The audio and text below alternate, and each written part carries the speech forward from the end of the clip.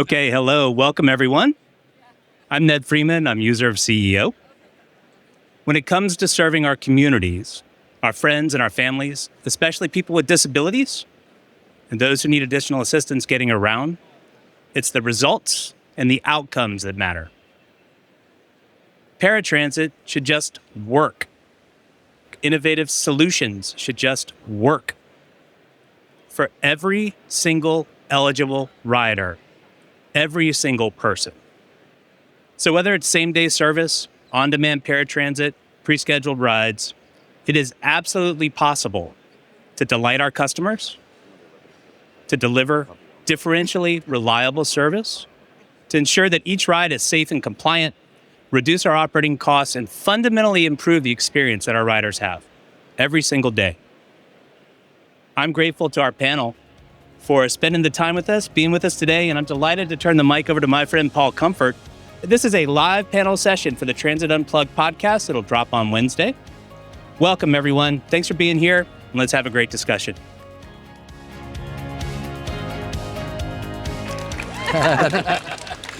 Oh, that's good excitement. I love that excitement. Hey, great to be with everybody. Paul Comfort, and we have a magnificent panel today to talk about how we make paratransit just work. I spent a career, almost 40 years now, in public transportation across this nation and around the world, helping to improve service mobility in cities around the world, and critically to people who need our services the most. That's what paratransit's about. UZURV has become the national leader in providing assistance to transit agencies to make transit that just works. You won't believe the numbers that they're getting on customer service, on-time performance. It's a wonderful model for transit agencies to look at. I just want to say that up top. I've seen it up close and personal. Now, let's take to our panel who's going to be talking about this today. First is my good friend Mark Aesch, who is the head of TransPro Consultants. He's got a new message for America, and he and I are in residence. We were just doing a podcast together just recently. I think you'll find this fascinating about the value that paratransit provides, maybe a little different than you thought, right? Eileen Turvey, who heads up paratransit for TriMet in Portland, Oregon. Thank you for being with us today. Let's give her a round of applause. She's got her own fan base represent. here. Yeah.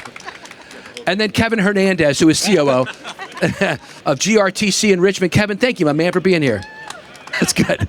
All right, Mark, let me give it over to you, brother. Talk to me about what you're seeing. You've done some fascinating research on the role of paratransit in America. Talk to us about it, brother.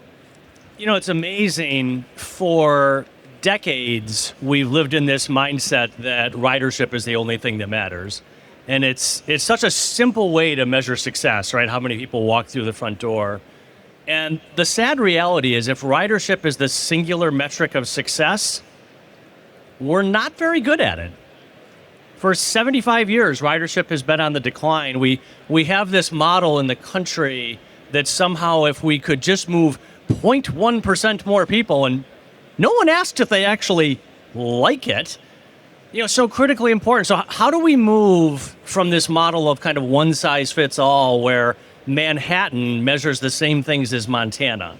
I mean, that makes no sense, right? Montana wants something completely different from public transportation than Manhattan does. So why would we measure the same things? I think the second, point that I would share, and this ties to the research, is the money.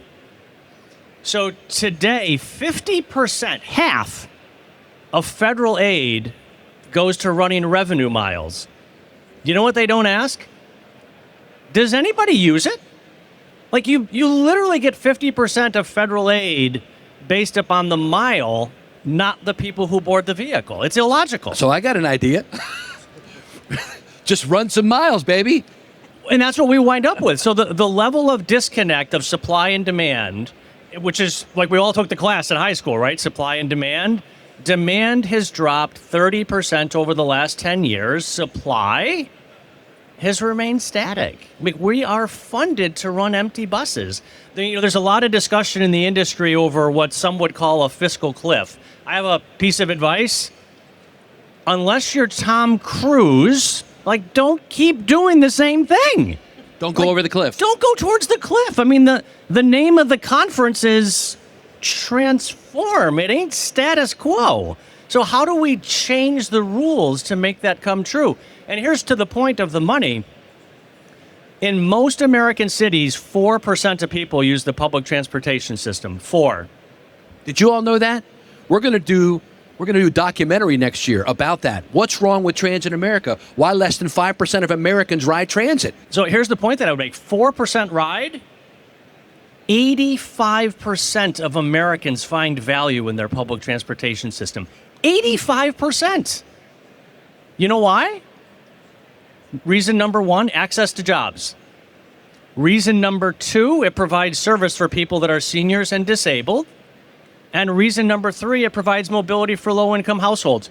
Anyone here choice riders in that discussion? Anyone here ADA is an unfunded? Like, that's the reason the American people give us money. It's not an unfunded mandate. It's the reason for the investment, and I think our friends at UZURV have recognized that. Do you know who the most happy transit customers in America are? Paratransit customers. They're happier than fixed route bus or BRT or rail. UZURV paratransit customers, this isn't my opinion, it's fact.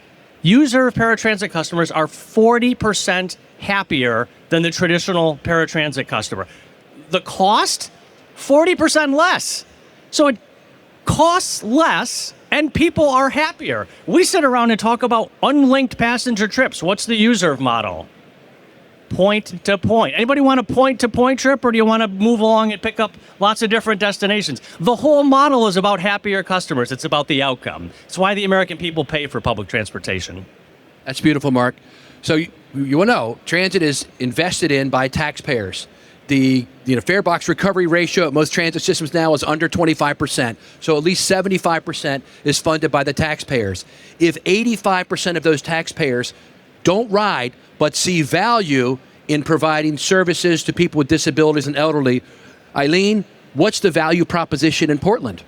Oh, my goodness. Well, we're not going to capture this on camera, but for those in the audience, if you know someone or are a person who has a disability, can you raise your hand? Wow, that's everybody. So the ADA, we talk all the time at TriMet about how the ADA is the floor and not the ceiling of what our requirement should be. It's minimum compliance. And if that's what you're seeking, I'm not going to tell you how to run your program. But at TriMet, we really look at the value we're providing to our community and how we can raise that level, because I know, as the mom of a child on the autism spectrum, that having connections in the community, having the freedom so that I don't have to take him to and from every program, that he can independently ride to the places he wants to go and have a free, dignified, independent life, that matters to me. And if it matters to me, I believe it matters to the rest of our community. And so when we look at, I'm not going to say that OTP and productivity doesn't matter, because it does. We want to have the most productive system that we have, or that we can have. But when we add tools like UZURV, Uber, other TNCs, other partners, TransDev is our contracted partner. They do a phenomenal job of really integrating all of those so that we can get people the kind of trip they want, the kind of trip they need. If you're a person who can't bend their legs because of edema and you can't get into a sedan, then we need to put you in a larger vehicle. However, if a direct trip is the most appropriate trip for you, that's the trip that you're going to get. And we see that in our customer satisfaction scores. We don't just look at, again, those baseline metrics. We say, how satisfied are you with the experience you have? Would you recommend us to your friends? And when we have... I'm going to brag on Eileen because I've got the data here. So the fact of the matter is, whose customer satisfaction went up the highest over the course of the last year in the United States? 15% increase in customer satisfaction last year, right there. 15%. They got better on purpose. We have a 98% customer satisfaction in score. paratransit. And a 69 Net Promoter Score. And if you know Net Promoter scores, you know that that's higher than Apple. So we know that we're moving in the right direction. We know that connecting people to what means the most to them, that having a partner like UZURV that looks at, if we're using green vehicles, we're running diesel and gasoline cutaways for our base service. But UZURV has a huge portion of their fleet that are green, carbon-efficient vehicles. We can also do group trips in those vehicles. So we can raise the bar for everyone and keep people connected to service, because we're building a world-class system at TriMet. And we can't do that without partners who are striving for the same thing, and that's what we have in our service partners. That's great, Eileen. All right, so Kevin, you're the chief operating officer of an entire transit agency, not just responsible for paratransit, but fixed route as well. Tell us about the value that your paratransit operations provides to the community. So I go off a lot what Eileen was just saying, but we have different programs that we offer in Richmond. It's not just the 3/4 of a mile service. We give our riders a choice of how they want to get to places. And the value is really the impact that we have on our riders. So we want them to stay active in the community. We want them to get to work. We want them to go to the medical appointments. So we have 3/4 of a mile service. We also have premium service outside of 3/4 of a mile, and we have same day service as well. And so all of that is value in itself, and partnering with UZURV and other TNCs helps us accomplish that. It also gives the rider a choice whether they want a shared trip on regular paratransit, or maybe they want that personalized service that they get from UZURV or from our partners. And just having integration with UZURV and other TNCs is crucial, with your software provider as well, with your team as well. So it's really a great thing to have with UZURV.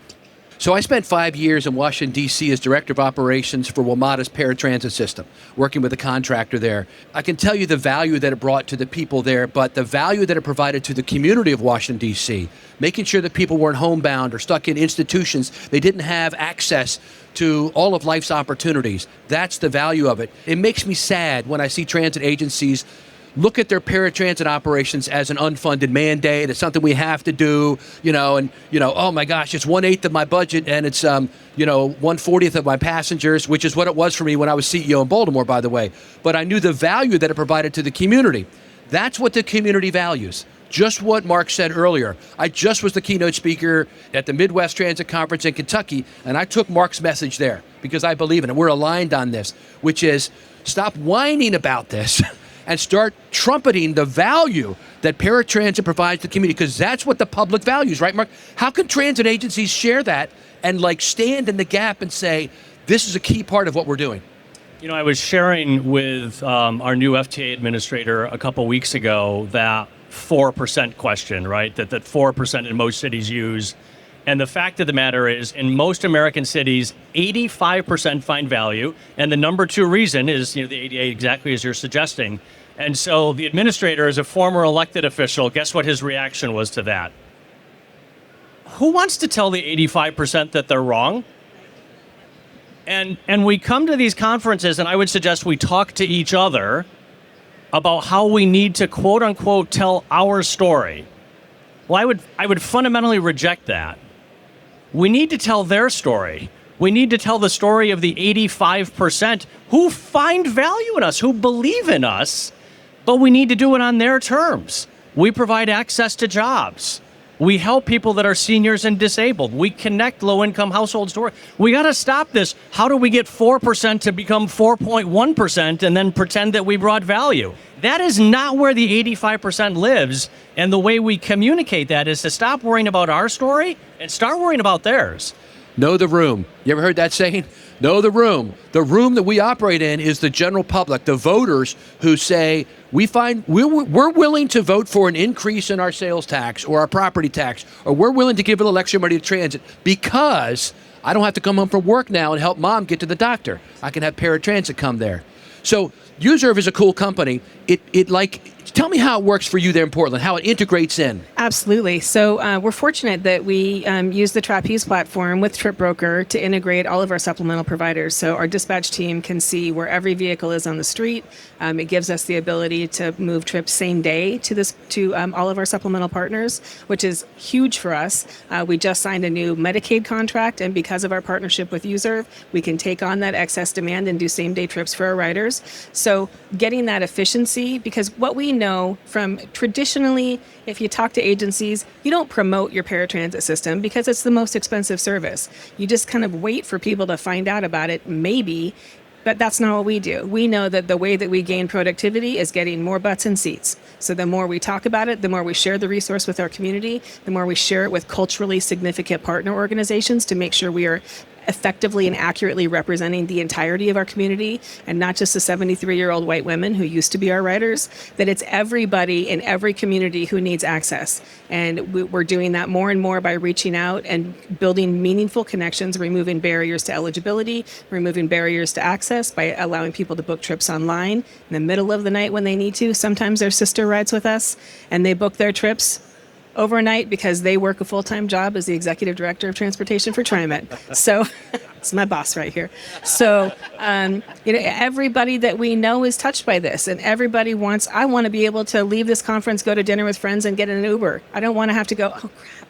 Nobody asked me yesterday if I could go to dinner with them. So now I can't go to dinner with them until tomorrow night because I can only do a next day trip on Paratransit. UZURV gives us that flexibility, and our software enables that to happen. So it's magic. There might be a reason that the Net Promoter Score of going to Disney and riding a TriMet bus is the same. Nicely done. It is. It's not my opinion. The Net Promoter Score is the same. So, Paul, you had mentioned that you have to know your audience, right? And so this is my third agency working in Richmond, and the riders in the community and Richmond is different than in Prince George's County, for instance. And shout out to University of Maryland, that's where I started my career. But it's different between the both cities, right? You really have to understand that you have to go into the community, have a team that can feed that back to you. I can't be on the ground all the time to understand that, but if my team is out there and they can convey, hey, this is what our riders need, this is where we're falling short. You got to have those real conversations and get that raw feedback. But for us with UZURV, we use it in two different ways. We use it as overflow. We also use it as same-day service as well, and it's completely turnkey. So we're hands-off. Our riders are able to call in directly to UZURV. They're able to book the trips directly. It's hands-off. They also are able to get the same quality service that they get from our normal operators as well. And they even get a little bit more. They get the door-to-door. They get the more personalized experience, help with the groceries, help with, walking up to the steps. So it's really, like you said, it's magic with what we could do with UZURV.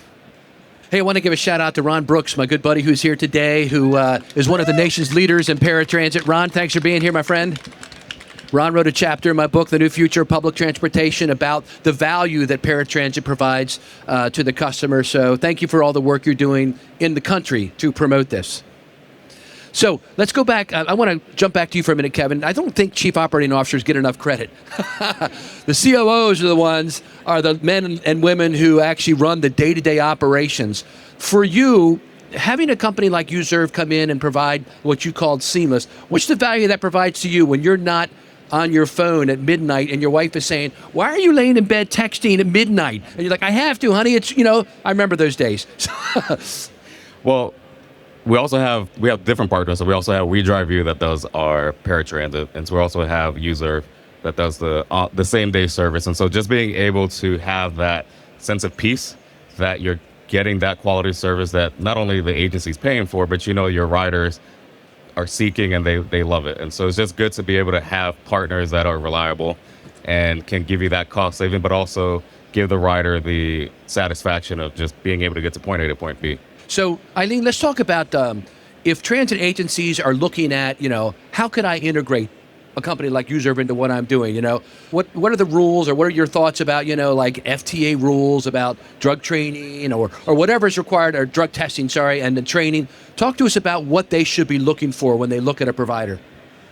I think for us at TriMet, it's about the dignity of choice, that we are transporting adults, for the most part, who have the ability to choose for themselves if they feel safe and secure in an Uber, if they want a federally drug-tested program like UZURV. We trust our customers to make that choice for themselves. We don't presuppose that we know what they need better than they do. So we offer them options. And when they have options, they choose. And that works great for us. We maximize the capacity on each of our providers to the greatest extent. We have some customers who feel great riding in an Uber. No problem with it, and they do it regularly. We have other customers that feel better knowing that they're in a drug and alcohol tested program, and so that's the rest of our providers. We partner with Big Star, Uber, UZURV, a local cab provider, and of course TransDev. So having choice is really key for them. So what we have really experienced, I think, to the nth degree with UZURV is not just we're going to commit that this is a program that we say on a pretty brochure or a nice website that we do. Their words meet their actions. They have customer success managers that check in with us regularly. We have weekly meetings. Ned is always a phone call away if there's an issue. We've had, customer complaints. Every mode does.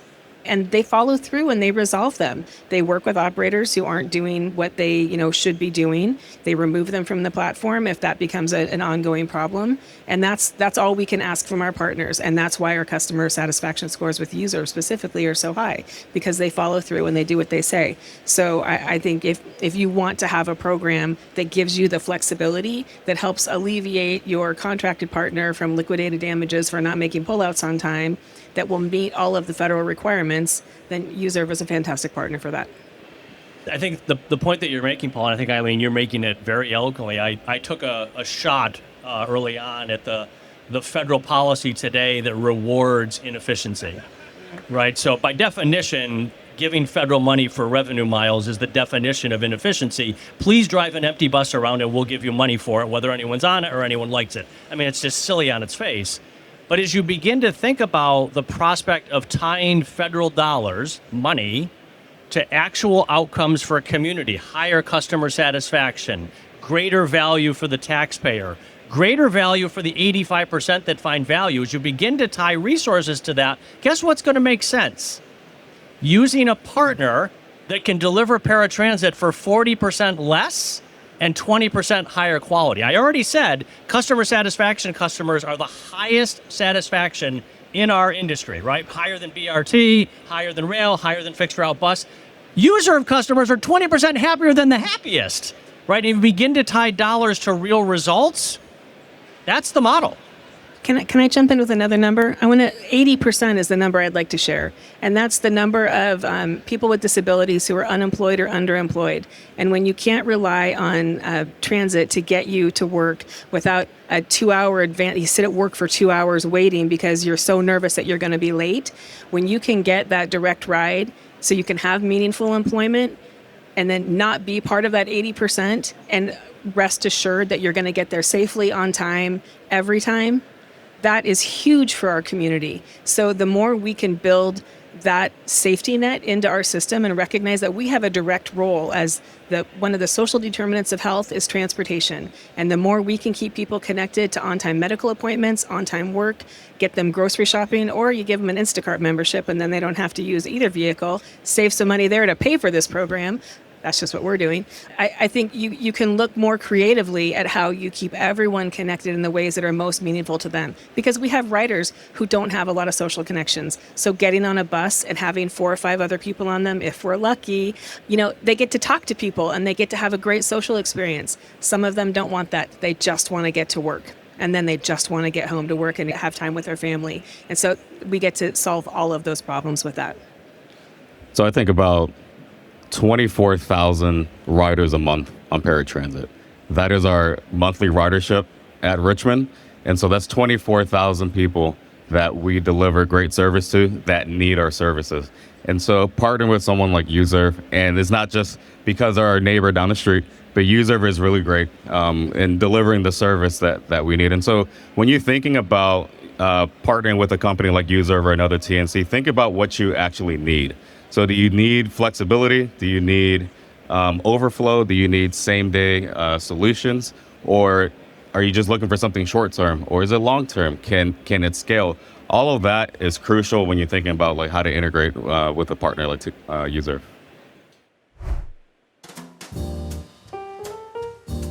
Thank you for listening to this episode of Transit Unplugged. Right now we're in the middle of Super September. We have an incredible lineup of guests. Paul is talking to leaders from some of our greatest transit systems, including New York, Chicago, San Antonio, and more. Be sure to subscribe to Transit Unplugged where you listen to podcasts so you don't miss an episode. Now let's get back to this week's episode of the Transit Unplugged podcast, being sponsored by our friends at UZURV. Imagine this scenario. You're at work and your mom is at home. She's elderly, maybe has a disability. She needs to get somewhere in the next 4 hours. Imagine the scenario where you can tell her, just call this number. You'll get picked up by a trained person who is drug tested, who has background check, and who understands how to work with you. They'll pick you up in a sedan, not a rattle trap van with a wheelchair lift going when it goes down the road. We don't have that. We don't have that. I ran a lot of them for 30 years. I understand. They're going to pick you up, in a nice vehicle, take you where you need to go, and then bring you back. You know exactly who your driver is. Mark, give us some final thoughts about where you think we're headed as an industry. think the opportunity exists with reauthorization in front of us. You could hear the administrator's remarks yesterday, beginning to talk about outcomes, beginning to talk about performance, beginning to suggest that the goal isn't to make the buses happy, but to make the customers happy. The very concept of unlinked passenger trips means the more inconvenient I can make it for you, the more money I get. I mean, it's... because you have to transfer. Of course, right? So the very concept of the UZURV model, I think where we're headed is innovative agencies who have made the choice to be in front of the conversation are going to lead the entire industry to be required to be caring about innovation. When you start to get federal aid tied to efficiency and access and quality and community value, this becomes the only choice that makes options. Can I spend less and make my customers happy? Where do I sign the contract? Beautiful. Talk to us a little bit more. I see Teresa Domingo in the crowd who heads up Trapeze, and you talked about the integration you have with them. Can you give us a little bit more on that? With Trip Broker, it gives us the ability to integrate all of our supplemental providers in one place. We see where all of the vehicles are in the system. We used to have a challenge with our cabs that we would give a CSV file the night before to our cab provider, and 3 weeks later, when we got the bill, we would know if that trip happened. Meanwhile, Wow. a customer got stuck overnight. We didn't even know it. So now we can see exactly where everything is. We can move trips more efficiently to know that vehicle is there. Okay, this company can take on this extra trip because we had a disturbance on board a vehicle, so we had to stop that bus in service. We had 4 passengers on board who need to get to dialysis. They need to get to work. So we can see exactly where everything is in the system. It's magic. So we have seen our productivity increase, which brings down our cost. It frees up capacity to take on additional riders as we continue to do mobility on site at community partner organizations that are culturally significant to make sure everybody's getting what they need and we can accommodate the trips and not have capacity constraints. We haven't had to worry about that in TriMet in the 10 years that I've been there, and I don't think that we're going to have to worry about that anytime soon. And we're doing it for less money.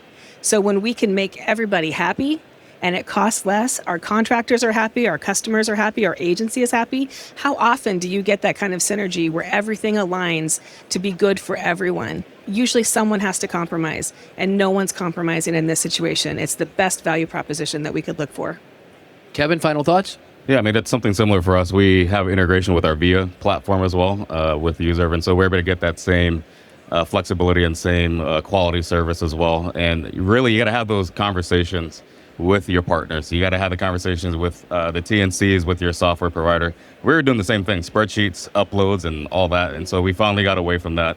And now it's much more dynamic that you can see everything live. And so really with UZURV, can't say more great things about UZURV with what they do, but just having those dynamic conversations and really being innovative. I think that's the key thing to take away from this is be innovative in how you think, designing your programs, not just paratransit, but also just transit in general. It's time to be innovative. We can't continue doing the same things we've been doing for 70 years. That's the definition of insanity, right? That's Doing the right. same thing, Einstein. expecting a different result. That's right. Yep. Yeah, let's wrap it up by summarizing what we've heard today from these fine panelists. I think the first thing is that we need to change our value proposition to the communities we serve, right? That paratransit isn't an also-ran to fixed route or rail. Paratransit is a key part of the services we provide to the community, and it is one of the top 3 priorities of the 85% that don't ride transit but are still willing to invest in it through their taxes. So I think that's the first thing. We need to change our messaging and tell the community we're proud of this. Secondly, we need to make sure we're providing outstanding service to them, right? We don't want to send the same type of service that, I've been doing this before ADA got here. I know the kind of service. I've seen it. I've probably visited more transit agencies in the last 7 years than anybody alive in this country through the work I do, through the podcasts and visiting agencies. And I know how people value paratransit. We need to raise the value of that and provide better service. And one way to do that is through partners like UZURV and others who provide integrated service with people in their own car who are trained with drug-tested, background check, and love what they do. They're doing it because of the passion they feel. I've talked to some of the drivers. So is John. He shared with me some of the comments he's received from them. So changing our value proposition as a transit agency, number 1. Number 2, make sure we're providing outstanding service in what we're doing. And number 3, make sure that we in the community are communicating that value out to people, that we value this. That we need to, when if you're a transit agency CEO and you're on the news, be talking about the value that you provide to the community. That's what this is all about. Let's thank our panelists, right? Let's give them all a round of applause. Ned, you want any closing comments before we go? All right, thank you all for being here today. I'm sure they're around if you want to talk to them after this. And this will go live as a pod. We've never done this before. We're hoping Chris is here. We'll make sure it works. But we're going to turn this around in one night and edit it and put it on the air for the tens of thousands of people around the world on our Transit Unplugged podcast on Wednesday. So you'll be able to hear it all, a refined version, hopefully, but a good version of it on Wednesday. Thank you for being here.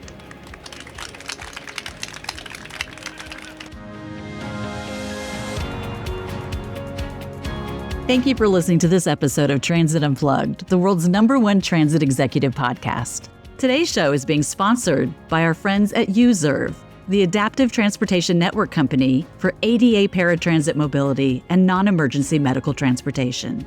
I'm Julie Gates, executive producer of the podcast. Many thanks to the team that makes this show happen. Host and producer Paul Comfort, producer and Swiss Army knife Chris O'Keefe, editor Patrick Emile, associate producer Cindy Raskin, and consultants Dan Meisner and Jonas Woost at Bumper. Transit Unplugged is being brought to you by Modaxo, passionate about moving the world's people. If you would enjoy behind-the-scenes insights and updates from the show, sign up for our weekly newsletter, which has links to can't-miss conversations with the biggest names in mobility. Head to transitunplugged.com and scroll to the bottom of the page to sign up. Thanks for listening, and we'll catch you on the next episode of Transit Unplugged.